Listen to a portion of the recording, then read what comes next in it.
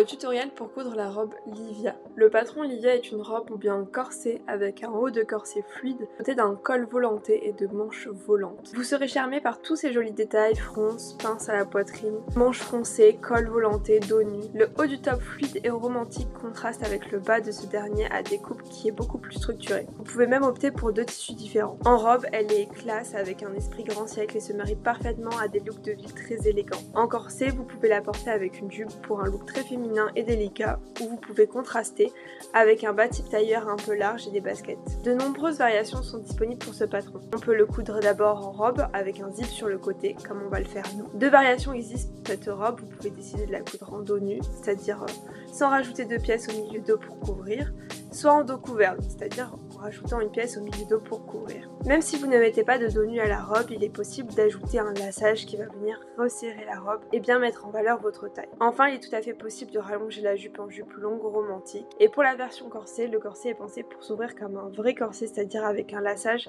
dans le dos. Concernant les versions, vous avez la classique triangulaire, mais aussi une version qui fera davantage blouse, sans découpe, droite, avec un volant ou sans volant. Livia peut se coudre avec ou sans baleine et est entièrement doublée. Dans le livret, seules les explications schématisées du corset sont décrites. Pour la version robe, nous allons voir ensemble maintenant comment coudre la version robe avec un zip sur le côté et la version dos nu avec laçage. Pour tout ce qui est conseils, fournitures, tableau détail, je vous laisse aller voir le livret. Pour ce projet, j'ai utilisé un jacquard de polyester qui vient de chez Tissart. Pour ce projet, vous pouvez vraiment utiliser presque tout type de tissu du moment qu'il est un peu rigide et en utilisant le thermocollant adapté. Prenez un tissu facile à coudre si jamais vous débutez dans ce type de projet. Commence par surjeter ou surfiler toutes les pièces de la jupe car cette dernière ne sera pas doublée.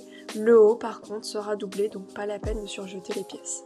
Prenez vos pièces de jupe, épinglez endroit contre endroit vos deux milieux devant, puis vous allez prendre chaque côté et vous allez épingler à votre milieu devant au niveau de la découpe intérieure. Toujours endroit contre endroit. Marquez le début de la fente car vous allez coudre seulement jusqu'à ce cran. Normalement le cran est sur le patron, mais personnellement je les ai fait à 12 cm car je veux une fente assez intense. Cousez à 1 cm votre milieu devant entièrement, puis cousez chaque côté en vous arrêtant bien à votre cran de fente. Ouvrez les marges de couture au fer à repasser.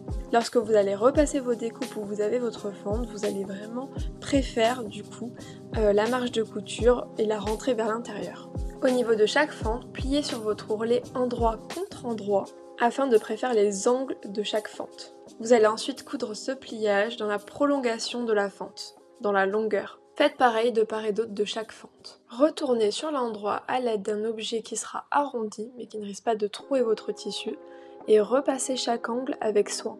Reprenez la première étape de couture de cette vidéo où vous avez cousu vos milieux devant, sauf que là, on va coudre nos pièces d'eau, nos découpes d'eau ensemble. C'est la même étape, sauf qu'il n'y a pas de fente. Ensuite, prenez votre dos et positionnez-le contre votre devant, puis vous allez épingler au niveau d'un des côtés. Vous allez coudre à 1 cm et ouvrir les marges de couture au fer.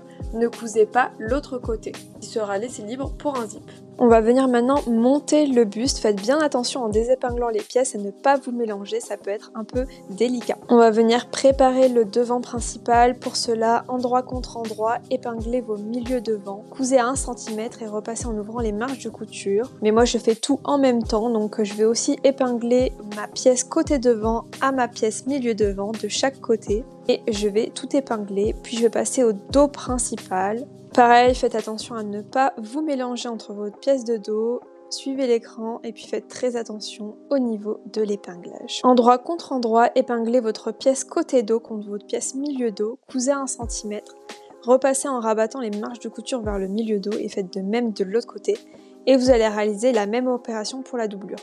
À cette étape-ci, si vous avez choisi de coudre la version fermée, vous devez aussi coudre la pièce centre-dos entre les deux pièces numéro 5. Voilà, l'étape est vraiment la même pour la doublure, donc je vais réaliser cela. Et ensuite, je vais venir coudre mes côtés, donc endroit contre endroit, épingler votre dos côté contre votre devant côté, cousez à 1 cm, repassez en ouvrant les marges de couture. Puis faites de même de l'autre côté, et évidemment, vous faites de même pour la doublure. On va maintenant s'attaquer à la partie haute. On va coudre les côtés et les épaules, donc endroit contre endroit, épinglez votre dos partie haute contre votre devant partie haute. au niveau des épaules et des côtés. Cousez à 1 cm, puis repassez en ouvrant les marges de couture. Puis vous faites de même pour l'autre côté, en sachant que cette partie-là n'est pas doublée. Je vais aussi préparer la partie haute du dos, donc pour ça on va faire une finition du milieu dos de votre partie haute. Vous allez faire un premier repli de 0,5 cm avec votre fer à repasser, puis un deuxième de 0,5 cm. Vous allez ensuite surpiquer sur l'endroit à 0,3 cm ou bien faites un point à la main si vous voulez que ce soit invisible. Faites la même chose de l'autre côté. Je prends maintenant mon volant et je vais faire l'ourlet sur le volant. Donc je vais prendre une des longueurs, je vais faire un repli de 0,5 cm puis de 0,5 cm encore. On n'oublie pas aussi de faire l'ourlet sur l'extrémité des volants. Vous allez voir dans les prochaines vidéos, je vais vous montrer comment je fais. En fait, je vais piquer, faire l'extrémité, puis après je vais planter l'aiguille, je vais lever le pied et puis après je vais tourner. Et je vais continuer à surpiquer à 0,3 cm. Froncez avec 2 fils de fronce votre volant, la largeur qui n'a pas été ourlée, de manière à ce qu'il fasse la largeur du col moins le couturage. Épinglez le volant sur l'endroit, sur le bord de la doublure, cousez à 0,5 cm. Ajoutez ensuite la deuxième épaisseur de col, endroit contre endroit. Le volant est alors pris en sandwich entre les deux épaisseurs. Cousez à 1 cm tout le long en allant bien jusqu'à la croisure et en laissant le reste du bas du col libre. Dégarnissez, crantez, retournez, puis repassez au fer à repasser. Prenez votre temps sur le repassage, c'est super important. Et on va maintenant coudre le col. Donc prenez votre devant dont vous avez cousu les épaules, endroit contre endroit, assemblez à 1 cm l'endroit du col contre l'encolure sans prendre la doublure du col dans cette couture, et cela jusqu'à la croisure. Vous allez repasser votre couture vers le haut du col. Crantez la couture et dégarnissez-la de 0,5 cm. Puis ensuite, rabattez la doublure de col de manière à cacher la marge de couture du col et de l'encolure. Épinglez. Puis sur l'endroit, piquez entre l'encolure et le col, ou bien faites sur l'envers une couture à la main. Comme j'aime bien préparer plusieurs étapes en même temps, je vais aussi préparer le dessous de mes manches. Donc pour cela, surjetez votre emmanchure dos et devant, et puis surjetez tous les bords de chaque manche et endroit contre endroit, superposez les côtés de votre manche et faites une couture à 1 cm tout le long, puis ouvrez la couture au fer. C'est maintenant autour de la coulisse. Donc pour préparer la coulisse, préparez 2 bandes de tissu de 76 cm sur 3 cm, puis repliez chaque longueur de 0,5 cm au fer à repasser. Rabattez de 0,5 cm l'extrémité de votre coulisse. Vous pouvez utiliser un biais que vous dépliez plutôt fin selon votre tissu. Personnellement, j'ai utilisé un biais. À partir de votre couture côté, placez votre bande de coulisse à la hauteur de la ligne repère, bas du biais positionné sur la ligne. Cela sur l'envers de la manche. Faites une couture sur la coulisse en surpiquant sur chaque longueur. Cette couture sera faite sur l'envers pour rester précis et prend la coulisse et la manche dans cette couture. Laissez l'extrémité au niveau de la couture côté libre sur toute la hauteur pour laisser passer l'élastique. Selon votre taille, vous aurez peut-être à redécouper votre bande de 67 cm pour les raccourcir. Faites l'ourlet de vos manches en faisant un double repli de 0,5 cm et en le surpiquant. Grâce à une épingle à nourrice, faites passer un élastique de la longueur de votre tour de bras dans la première coulisse. Superposez les deux extrémités de l'élastique sur 3 cm, puis faites un point zigzag. Faites de même avec la deuxième manche. On va maintenant coudre les manches aux emmanchures. Donc pour cela, faites concorder chaque emmanchure dos et devant à chaque arrondi d'emmanchure de manche. Épinglez, cousez à 1 cm en vous arrêtant au cran des emmanchures. Repassez sur l'endroit en faisant basculer la marge de couture vers la manche. Maintenant, vous allez passer 2 fils de front sur la partie laissée libre de la manche. Donc pour cela, on augmente la longueur du point au maximum. On fait dépasser les fils de la machine à coudre. Puis surtout, on ne fait absolument pas de point d'arrêt, que ce soit au début ou à la fin. Et on en fait bien 2 de fils de fronce. Crantez les coins des emmanchures afin de coudre le bord froncé sans faire de pli au niveau de l'angle.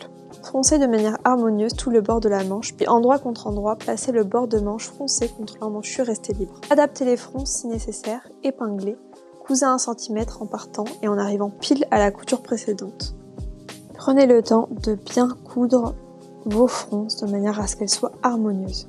Sur la partie haute devant, faites vos fronces ou bien vos pinces. Vous allez maintenant coudre le haut bas du top avec la doublure. Pour cela, épinglez endroit contre endroit la partie haute du top au haut du devant principal en faisant concorder les coutures principales et l'écran, et pince si vous avez version à pince. Adaptez le fronçage de la poitrine si nécessaire. Le milieu dos de la partie principale basse du top est plus long de 1 cm que la partie haute, puisqu'elle n'a pas encore de finition. C'est normal, le contraire ne l'est pas en revanche. Il faut bien laisser 1 cm de plus au milieu dos pour faire la finition. Cousez à 0,7 cm et retournez seulement pour vérifier que tout a été cousu correctement. Replacez le top exactement comme lors de la couture précédente. Par-dessus, placez encore une épaisseur, la doublure. Cette dernière doit être placée endroit contre endroit du devant tissu. Faites bien concorder chaque couture. Entre les deux épaisseurs, il y a la partie haut du top prise en sandwich. Cousez à 1 cm tout le haut du top ainsi que le milieu dos. Si vous avez un zip, faites exactement la même chose mais en laissant le milieu dos non cousu. Si vous réalisez la robe dos nue comme moi, vous allez coudre le bas du dos endroit contre en bas du bas du dos doublure en vous arrêtant à la couture côté. Dégarnissez les coutures, retournez et repassez soigneusement en faisant pivoter la doublure vers l'intérieur.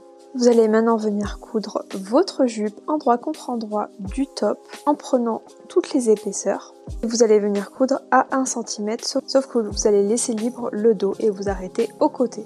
Placez ensuite un biais, pour cela ouvrez-le et placez-le à cheval sur toute la partie que vous venez de coudre, sauf que vous allez continuer même sur la jupe dos. Ainsi sur le devant vous aurez toutes les épaisseurs de la jupe plus du devant du buste et sur le dos vous aurez juste une seule épaisseur, celle de la jupe dos. Cousez à 1 cm, surpiquez votre biais. Laissez les extrémités du biais non cousues sur au moins 1 cm pour faire une finition et laissez-les dépasser de environ 1 ou 2 cm comme vous le voyez sur cette vidéo. Ouvrez votre zip puis épinglez un premier côté du zip endroit contre endroit et cousez au plus proche du bord. Et lorsque vous allez coudre ce zip, vous allez vraiment remonter le biais pour ne pas prendre la couture du biais dans cette couture là. Je vous montrerai après la finition. D'un côté vous allez coudre vraiment au plus proche de la couture du biais et de l'autre côté vous allez bien laisser 1 cm en haut pour faire la finition du haut de la jupe. Épinglez votre deuxième côté de zip. Alors moi j'avais cousu mon biais en entier donc j'ai dû découdre un petit peu pour pouvoir faire ma finition de biais. Pour ça du coup j'effectue le pliage que vous allez voir en vidéo. D'abord je finis de coudre mon zip et je couds le deuxième côté endroit contre endroit au plus proche du bord. Sur votre biais que vous avez laissé dépasser, vous allez le plier vers l'intérieur, vers l'envers et vous allez faire un pliage de manière à ce que le bord soit joli. Voilà, je vous montre comment faire ce pliage, c'est difficile de l'expliquer à l'oral donc je vous conseille de suivre la vidéo. Cousez la portion qui reste. Puis vous allez ensuite rentrer le biais vers l'intérieur de manière à ce qu'il soit non visible sur l'endroit de la robe. Vous allez baisser sur le devant le biais vers le bas et vous allez surpiquer tout le long de manière visible le biais rentré à l'intérieur.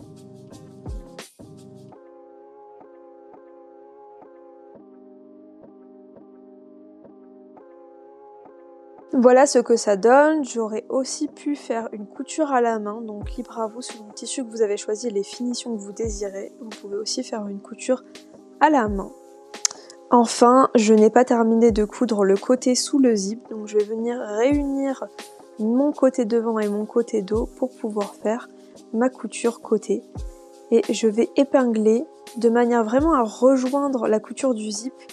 Je vais coudre tout le long, du bas jusqu'en haut, vraiment en rejoignant cette couture de zip, en étant vis-à-vis pour ne pas avoir de décalage sur l'endroit. La dernière étape, c'est vraiment juste de faire mon ourlet. Pour ça, je fais un repli simple que je vais venir surpiquer, le repli de 2 cm.